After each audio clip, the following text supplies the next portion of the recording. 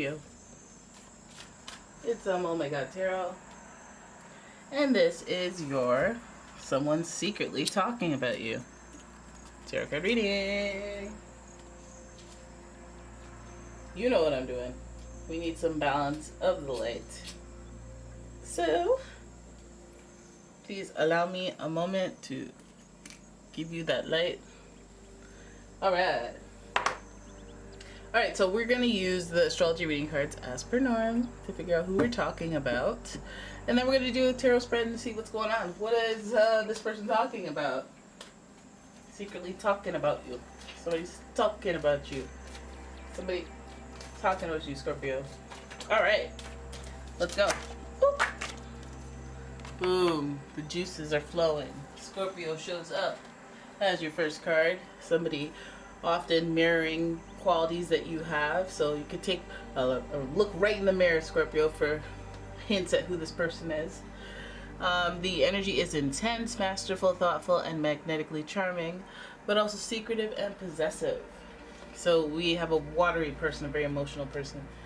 And then we are dealing with the fourth house, which is related to Cancer energy as well. So sensitive water sign Cancer. In the fourth house, your home and the roots of your being. So some core values up in here. The very sensitive, heart-based sentiments for this reading so far. This person also is giving us that Virgo energy with the sixth house, the work, health, and duty area of your life. So this person's very sensitive and very helpful, if you will. They may affect you in the fourth house and the sixth house of your life. Although it's like, your work, your health, whatever your routine is, this person may be hitting you right there. So I guess it's a close home thing. It's somebody that you routinely see or interact with. Let's have a look. You could be dealing with a Scorpio, Cancer, or a Virgo so far. So let's have a look at the tarot spread coming from the Light Seers Tarot. And we're just gonna pull some cards. We're just gonna pull a card for you, Scorpio. Yo, you guys are weird, eh? Look at that Death card. Scorpio on Scorpio violence. We got the Death card associated with your sign. First card again. So we have to put that first. You gotta do exactly what's happening. Put it at the forefront of your mind that this person might be another fellow Scorpio, or they might be mirroring some of the energy that you are putting out into the world, even if it's not directly at them. We got the Lovers. Give us that dysfunctional energy like the Lovers intended, please. The Lovers is associated with Gemini, which is giving us a lot of that whole Gemini and Scorpios aren't really a match, but you guys can't quit each other type energy. And we have the Seven of Cups in reverse, choices, options. Where does my heart beat now energy? And then we've got the Page of Swords, we got gossip in the mix. And finally we have, who's this? See, this card flipped over and it flipped over with another card. The Three of Swords. Okay, so heavy activity. Heavy activity with the Gemini energy. Yeah, I see it. I see that Three of Swords in reverse. I see you.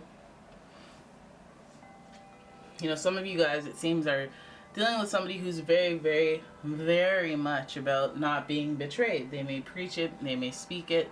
They may mention that in my home, there will be no betrayal. There will be a special emphasis on loyalty. Right? So at home, it feels stable. 4 is a stable number. At home, the 6 is a stable number as well. But it's about sharing, nurture, routine. So you don't see the sudden events coming so much. But what I think here, when it comes to talking about you, I think that the situation involves you. If it's not you directly doing this, it just affects you. But here's the story. So we have the Death card. I feel like either both of you or just them, somebody in this situation has realized that they're done. Something about this relationship is over, is done, is finished. Some boundary needs to be established. It goes undefined, but I think something has to be put in words. It's got to come out like, hey, we're done. We're not really together. We're on and off. We're on and off. Somebody has to put the kibosh on it. Somebody has to say, okay, you know what? Let's be together. And I think that the fear of outcome will keep you stuck in limbo. Is it a healthy limbo? No, but is it a routine? Sure. Is it familiar? Is it what you've known, the roots of your being type energy? It feels familiar, so you just kind of stay in the situation. With this person, you think this person is your soulmate, your twin flame, and you may be right that they are your soulmate. Heck, this card is here, the Lovers. And the Lovers is that energy. However, this energy is in reverse. Now, it may take a little bit more time or a little bit more effort for this to symbolize that pure soulmate energy where I care for you, you care for me, want to see you happy even if it's not with me type energy. And that's what's going on here, because there is confusion, there is misdirection around your relationship with this person. And again, some of you guys, the decision is, I should have cut this off a long time ago. I should have stopped talking to this person. We can't do it with this person. I can't with you. But literally, I can't with you type energy. But you keep it going on for limbo just because you're comfortable, routine, and you don't really have to make a definitive decision. But as we see here, we see two cards back to back that are giving us choices. There are choices that need to be made. There are real choices, but the emotions are getting in the way. 7 of Cups in reverse. I have options out there. I have this, that, and the other thing. So many options that I am not moving forward. You know what I mean? When you have a checklist of chores to do. Oh, so much. Oh, let me just have a nap first. Type energy. But in this relationship, and you would hope that they're sharing the same sentiment, or at least you're on the same page, because when we look at this spread, it's like you're looking back at yourself. You're like, okay, we have an understanding here, and you're my soulmate. You understand me beyond words. And this person may be a soulmate that gives you challenges that are impactful in your life, and I feel like that's the case, because what you thought your options were may not be as they appeared, because we have the Page of Swords, we see the gossip, we hear the rumors, and then we go into the 3 of Swords with the third party situation. Very disappointing, very upsetting, and because this card is in reverse, I'm not even saying that, this third party situation is something that's like, oh, I have another relationship. This maybe I have another fling and it was a betrayal.